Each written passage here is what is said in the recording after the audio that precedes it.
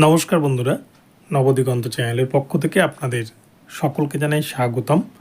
তো বন্ধুরা, আজকে সকালের গুড মর্নিং জানিয়ে আমি আপনাদের জন্য আবার একটি নতুন আপডেট নিয়ে উপস্থিত হয়েছি আমার এই নবদিগন্ত চ্যানেলে। তো এখন আমি আপনাদের জন্য যে আপডেটটি নিয়ে উপস্থিত হয়েছি সেটি হচ্ছে, আজকে কিন্তু প্রাথমিকের একটি ভীষণ গুরুত্বপূর্ণ মামলা শুনানি হতে চলেছে বিচারপতি অমৃতা সিনহা ম্যামের এজলাসে। এই মামলার উপরেই কিন্তু 2014 প্রাইমারি টেটের ভবিষ্যৎ অনেকটা নির্ভর করবে এবং 2017 প্রাইমারি টেটের ভবিষ্যৎ অনেকটা নির্ভর করবে। তার সাথে সাথে 9533 প্যানেলের ভবিষ্যৎ কিন্তু আজকের যে শুনানি, এই শুনানির ওপরেই অনেকটাই ডিপেন্ড করছে। তো চলুন আমরা বিস্তারিত জেনে নিই যে আজকে কোন এমন মামলা লিস্টেড রয়েছে বিচারপতি অমৃতা সিনহার এজলাসে, যার জন্য আজকে কিন্তু একটা গুরুত্বপূর্ণ দিন বলা যেতে পারে প্রাথমিক শিক্ষা পর্ষদের জন্য। তো আমরা বিস্তারিত দেখে নেব, তবে তার আগে বলে রাখি যারা প্রথমবার চ্যানেলটি দেখছেন আপনারা অবশ্যই চ্যানেলটিকে সাবস্ক্রাইব করে নেবেন। তো চলুন তাহলে আমরা বিস্তারিত দেখে নিই। তো বন্ধুরা, আজকে যে মামলাটি লিস্টেড রয়েছে কলকাতা হাইকোর্টে, সেটি হচ্ছে টিনা মুখার্জির যে ওএমআর মামলা, অর্থাৎ 2017 প্রাইমারি টেটের যে ওএমআর ডিস্ট্রয় মামলা, ওএমআরকে যে নষ্ট করে দেওয়া হয়েছে রিক্রুটমেন্টের আগেই, সেই নিয়ে একজন ব্যক্তি, একজন মহিলা টিনা মুখার্জি, তিনি আরটিআই করেছিলেন এবং তাকে যে আরটিআইয়ের কপি রিপ্লাই দেওয়া হয়েছে প্রাথমিক শিক্ষা পর্ষদের তরফ থেকে, তিনি দাবি করেন যে এই কপি তার নয়।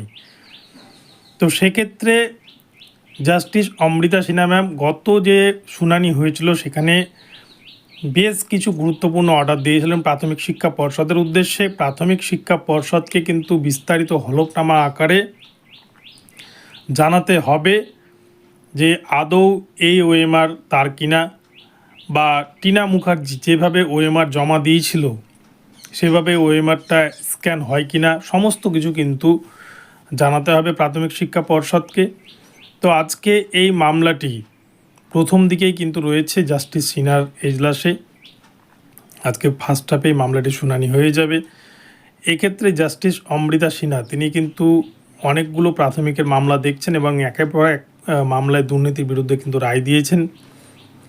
তো সেক্ষেত্রে আপনারা জানেন 2014 প্রাইমারি টেটের যে শান্তনু সিটের ওএমআর মামলা, সেই মামলাতেও কিন্তু প্রায় একই পর্যায়ে এসে দাঁড়িয়েছে, সেখানেও কিন্তু ওএমআরকে ডিস্ট্রয় করা হয়েছে। তো সব ক্ষেত্রেই দুর্নীতি কিন্তু একটা চিহ্ন মাথাচাড়া দিয়ে উঠছে কোথাও যেন।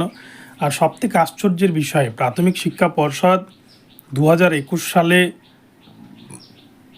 2017 প্রাইমারি টেটের পরীক্ষা নেয় এবং 2021 সালের নভেম্বর মাসের দিকে তারা কিন্তু সমস্ত ওএমআর সিটকে নষ্ট করে দেয়।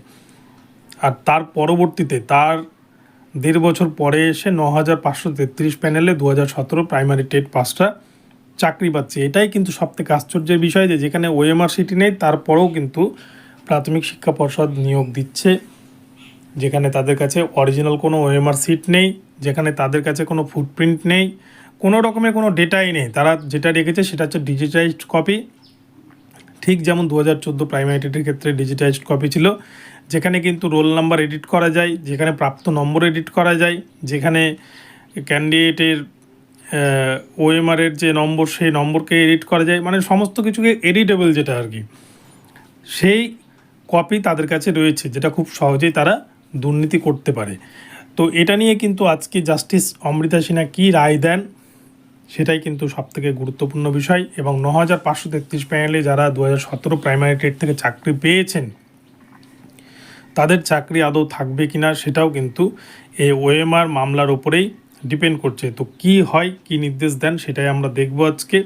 আপনারা চ্যানেলে নজর রাখবেন, আমি বিকালের দিকে আপনাদের আপডেট দেওয়ার চেষ্টা করব। তো ভিডিওটি ভালো লাগলে চ্যানেলটিকে সাবস্ক্রাইব করে দেবেন, আর এই ধরনের আপডেট প্রতিনিয়ত পেতে চ্যানেলটি ফলো করতে থাকুন। ধন্যবাদ সকলকে, সকলে ভালো থাকবেন। পরবর্তী নতুন আপডেট নিয়ে দেখা হচ্ছে পরবর্তী ভিডিওতে।